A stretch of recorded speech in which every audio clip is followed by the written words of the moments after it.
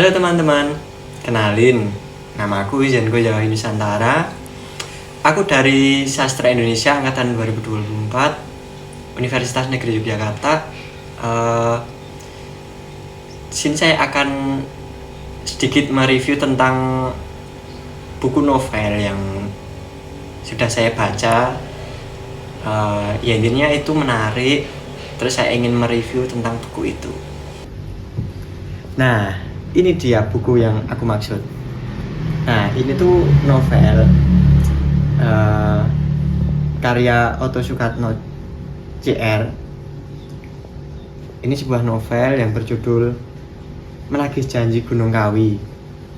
Nah, bisa dilihat dari covernya. Ini tuh desainnya cukup simpel tapi juga menarik pembaca ya kalau dilihat.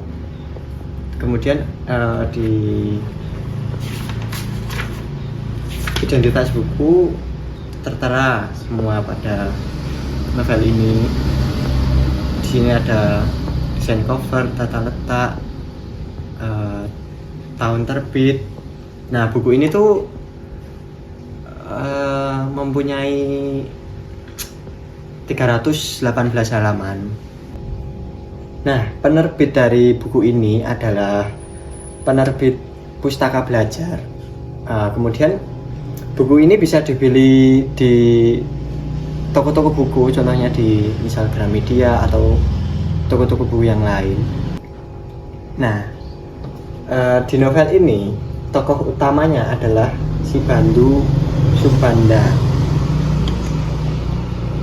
Di novel ini menceritakan tentang mitos dan tradisi lokal yang berada di Gunung Kawi. Nah, mitos dan tradisi lokal itu kemudian disalahgunakan oleh masyarakat berbagai kalangan yang istilahnya ingin meminta kaya raya tapi nggak disertain usaha gitu loh ya, yang praktis gitu. Nah, novel ini tuh mempunyai alur yang campuran, alur maju, alur mundur, flashback, kemudian ada menceritakan tentang itu juga perang Pangeran Diponegoro itu juga masuk di novel ini. Makanya aku bilang tadi novel ini tuh menarik karena ada sisi lain dari Gunung Kawi tersebut. Oke teman-teman, aku mau membacain kalian cuplikan sedikit tentang novel ini yang menurutku itu sangat menarik bagiku ya.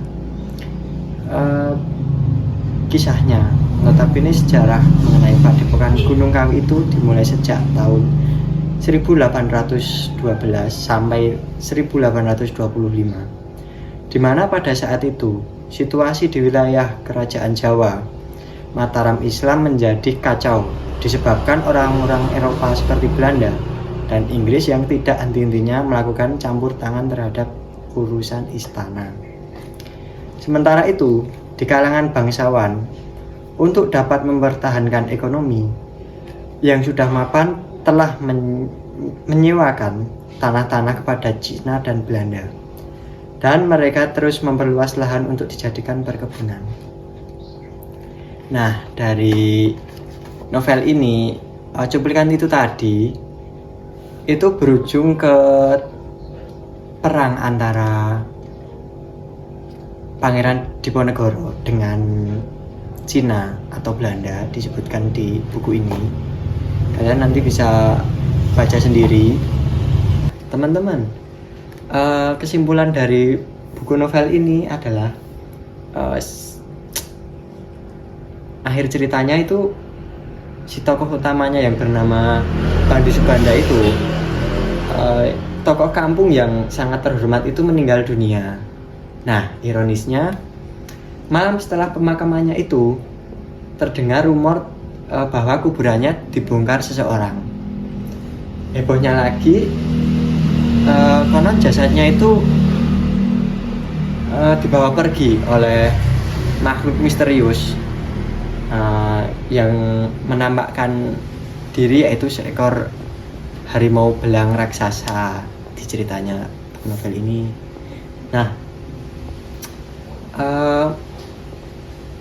menurutku buku ini bagus, terus pas dibaca itu nggak membosankan, terus apa ya,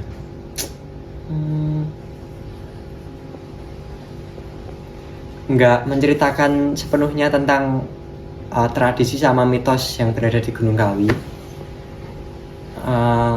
Pokoknya ini tuh kalau dibaca nggak membosankan gitu loh. Nah, aku merekomendasiin kalian buku ini. Ini bisa dibeli di toko-toko buku kalau masih ada. Di Gramedia juga ada, harganya kisaran 50-an ke atas. Kalian bisa lihat, atau enggak kalian bisa lihat di toko Oren.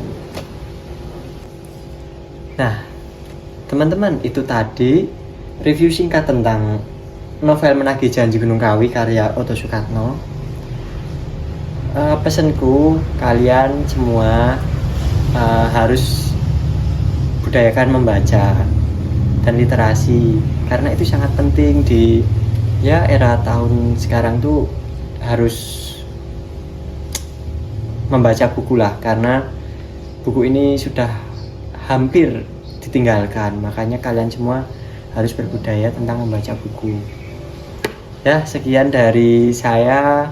Sampai jumpa di konten selanjutnya.